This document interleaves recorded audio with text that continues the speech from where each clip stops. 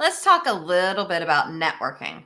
Because a lot of times I think people think you should just know how to network. And here's the thing. Networking is a learned skill. It is not something that happens naturally. And when we add to this conversation, like let's learn how to network, we've got online networking happen, something that's brand new, whether it's just since 2020 that you've been online networking, or even just a couple of years before that, there was some online networking happening. Like it's a new thing we're going to have to learn if you haven't already. So we add, how do we network? How do we network online? And today we're going to answer the question, how to start networking. And we are definitely focused on that networking that we're going to be doing in those online meetings on platforms like Zoom. Now, there's other ways we can answer this question, how do I start networking? Starting like with the relationships I already have, networking groups, how do I utilize social media? And we actually have videos set up for those. So you can pop on over to our Asentiv Mastermind Community playlist and see those videos.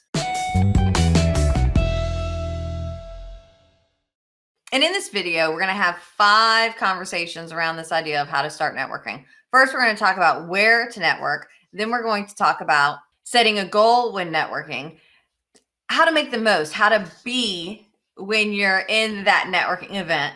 How do we prepare for what's going to happen in the event? And what do we do after the networking event? Now, if at any point in time you decide I want to skip ahead, you can do that down below in the description. You can click on the time of the segment that you want, and it'll take you right to it. Where do we want to network online? There are so many options around the globe. One of the things I love about online networking is it gives us the opportunity. We can go anywhere in the world, whereas before we were limited to wherever we were willing to drive or fly to get. So we got to make sure we're finding the right events. And in my first book, The 4.5 Networking Mistakes, dun, dun, dun, we actually talk about networking nugget number 1 is finding the right event. And so we want to take a look at what is the right event. And when I posed this question on social media, Tonya shared, identify your target market. And I think that's very important. You want to go to a networking event that either has your target client there or your best referral sources. Now, if they have both, that's just kind of a bonus, but we definitely want them to either have your target market or your best referral sources. Now, if you're not sure what those people are, if you look down below in the description, I do have a link. I have an online program, free, 5 steps to referral success, which is called MORE Referrals. You'll get an email every week for 5 weeks. And the first 2 steps talk about that ideal client, your target market, as well as your referral sources. So check that out because you want to check out events that have those type of people there. Once we've identified the right events, we're going to want to think about, okay, what is my goal that I'm setting while networking? And that is our networking nugget number 3 from the 4.5 networking mistakes. And to me, the goal is typically around how many people am I going to meet? Am I going to connect with? So how many prospects am I looking to connect with? How many referral sources am I looking to connect with? Perhaps I'm looking to reconnect with some people that I already know, but I need to reinforce and reestablish that know, like, and trust. And when it comes to how many people I'm looking to meet, usually I take a look at my calendar and see how much time do I have for follow-up after the event. And then I set my goals of the number of people, the type of people that I want to meet based on that. Something huge nowadays that I think we considered it prior to going to an in-person networking event. We also have to consider when we're going to be on Zoom or another platform. And that's how are we going to be on camera? How do we need to be prepared for this? And attire has 100% been a thing when it's in person or not in person, but there are a couple other things that we want to consider. Be on camera. Like when people go to networking events, but I can't see them. Like I actually have the setting turned off in Zoom. So if you're not on camera, you're not on my screen. Like not your picture, nothing. Because like you're not there. So you do want to be there. You want to make sure that you are well lit, not this kind of lit, but the lighting. And there's all kinds of videos on YouTube. I don't have one, but there's lots of videos out there on how to be well lit. You want to make sure that your audio is decent. I've got my microphone chilling up here. Now I've got to get it to go back up to make sure that I'm picking up decent quality. And you want to look at the camera. I know we have a tendency, like right now, I'm looking at myself and we do have a tendency to look at ourselves. But I do recommend that you, whether it's a sticker or something, to make sure that you look at the camera. On Zoom, you can actually turn off the self view.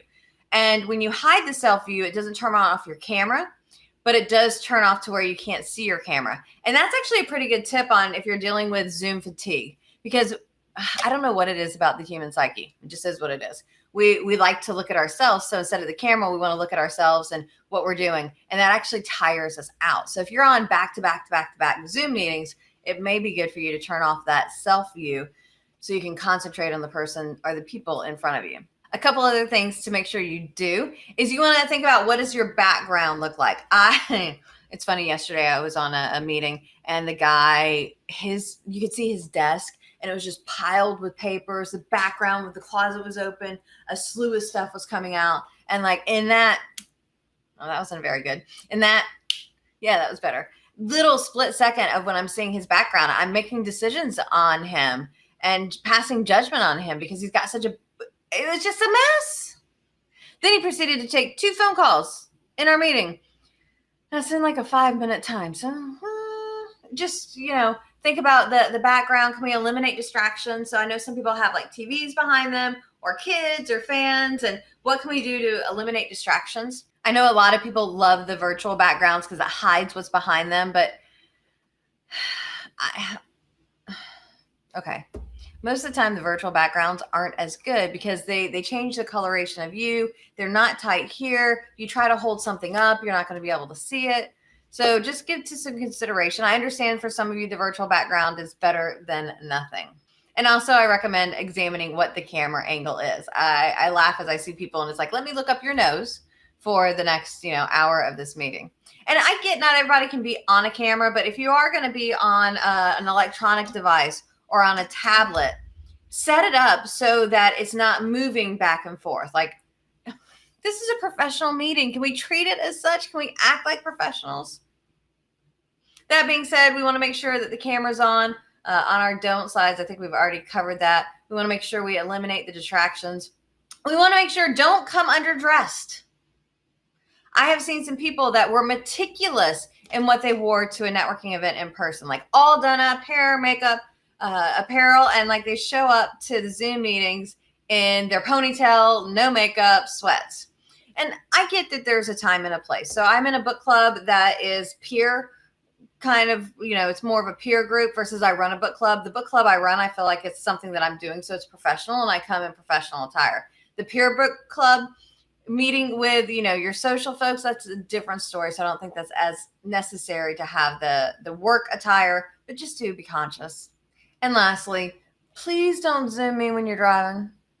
I did it once. I did a Zoom once, and it was the most terrifying experience of my life. And I'm like, how do people do this on the constant? Because they're not paying 100% attention to their driving. So no Zooming while you're driving or walking or running. Like, this is a business meeting. Please treat it as such, because you want people to see you and think that you are referable, that you are somebody they would want to hire.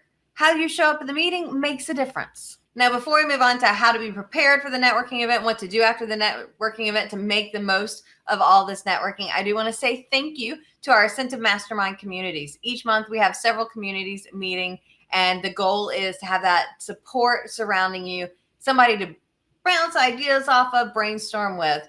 And this is one of our questions at a recent mastermind meeting. Melinda Lugo, one of our Asentiv Mastermind community members and Referral for Life members, shared this about the Asentiv Mastermind community. I got to sit with other professionals dealing with a lot of the same things that I do. I get to ask a question, get an answer, so that I can better serve my patients and still keep my sanity and give me time for more fun. Thank you, Melinda. All right, let's talk now about being prepared for the actual networking event. When we're networking on Zoom, I think it's even harder to be memorable because a lot of people are seeing us in this little 3-inch box. Now, when we're in person, a huge part of my brand is my socks. So I'm the gal that is walking around the networking event, and you can see my bright colored socks. I am having some fun. It helps me stand out and be memorable. You can't see that on my Zoom. And so we have to begin to think, is it something that we're going to say? Is it something that we're going to do? Is it a picture that we use? Is it props that we use?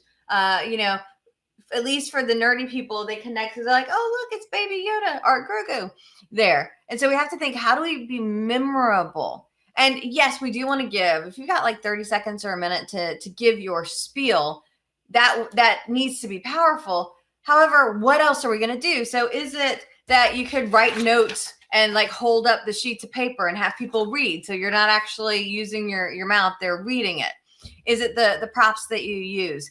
Is it that you use sound effects to help get people's attention? You want to make sure you're memorable, because the more memorable you are, the more referable you are. Now, when I posed this question on social media, Evie shared, make sure I know what I'm going to say and offer.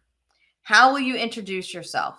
I start with my positioning statement. Love it, Evie. Thanks for sharing. And I actually have a whole video on YouTube that talks about what to say during an event online. So you can check that out to go through the whole formula of what to say. Just make sure that you're memorable. Because here's the thing. We're at that online networking event because we want to create some connections. We want to find the right people that could be good prospects for us and or good referral sources for us. And so as I'm preparing for the event, as I'm working the event, my goal is I want to book a meeting from the meeting. So I want to identify who is in that Zoom room with me that I want to connect with. And if I can do the private message, I may say, oh my gosh, Susie, it was really great to meet you. I think there's some huge potential for us. I think I've got some referrals I could pass you. Here's a link to my calendar. You want to go on and grab a time so we can talk, or send me some dates that work for you. And here's my email address. And I find this powerful because can we get that booked like before the meeting's even over? That saves us from having to do a step in the next step, though sometimes we will still have to do it. So when we're preparing, what are we going to say? How are we going to say it to be memorable? And can we get that meeting booked before we even leave the meeting? Now, what are we going to do after the networking event? I know the idea is how to start networking. We have to remember to do the follow-up. And so networking nugget number 18 from the 4.5 networking mistakes is follow-up. Make sure that you follow up after the event. And I'll put a link in the description below for what's the best way to follow up, because I think there is a best way to follow up. And then networking nugget number 19 is connect online with the people that you've met at a networking event. And so I'll typically go to LinkedIn. I feel LinkedIn is really easy for me to go and connect with people at. For people, other social media platforms, if you're like me, I have in my thing that I put in the chat box, here's my Facebook and my LinkedIn and my Instagram, so that people can easily follow me. What I'll typically look for is somebody putting that information in the chat box, or if it's on their website, then I feel like I'm okay to connect with them outside of LinkedIn.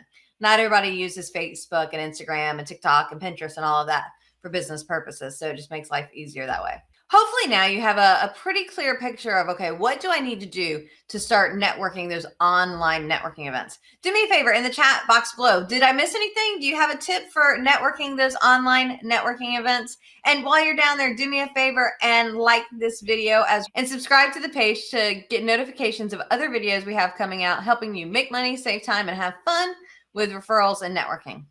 Happy networking, y'all.